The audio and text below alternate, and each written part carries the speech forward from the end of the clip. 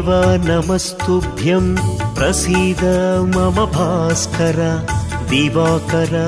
नमस्तुभ्यं प्रभाकर नमोऽस्तुते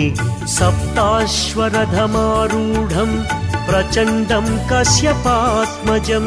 श्वेतपद्मधरं देवं तं सूर्यं प्रणमाम्यहं लोहितं रथमारूढं सर्वलोकपितामहं महापापहरं देवं तं सूर्यं प्रणमाम्यहम्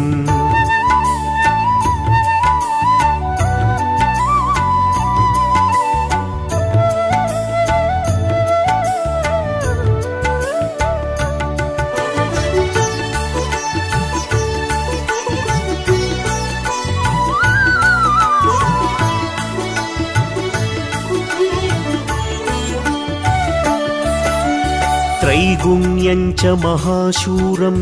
ब्रह्मविष्णु महेश्वरं महापापहरं देवं तं सूर्यं प्रणमाम्यहं बृंहितं तेजसां पुञ्जं वायुराकाशमेव च प्रभुस्त्वं सर्वलोकानां तं सूर्यं प्रणमाम्यहं बन्धूकपुष्पसङ्काशं हारकुण्डलभूषितम् एकचक्रधरं देवं तं सूर्यं प्रणमाम्यहम्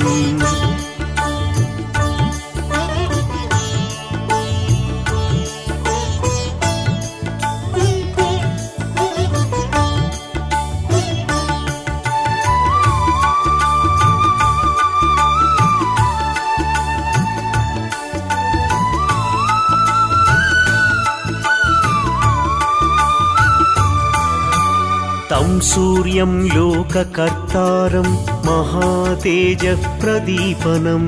महापापहरं देवं तं सूर्यं प्रणमाम्यहं श्रीविष्णुं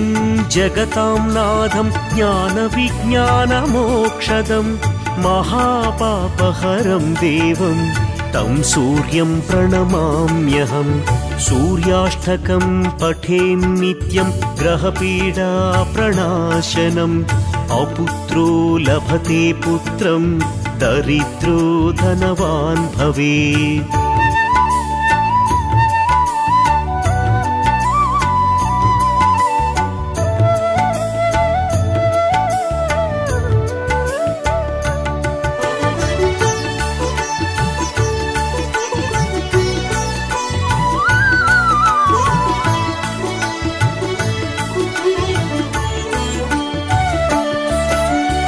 अमिषं मधुपानं च यः करोति रवेर्दिने सप्तजन्म भवेद्रोगी जन्म जन्म दरिद्रता स्त्रीतैलमधुमांसानि ये त्यजन्ति रवेर्दिने न व्याधिशोकदारिद्र्यं सूर्यलोकं च गच्छति स्त्रीतैलमधुमांसानि ये त्यजन्ति रवेर्दिने न व्याधिशोकदारिद्र्यं सूर्यलोकं च गच्छति।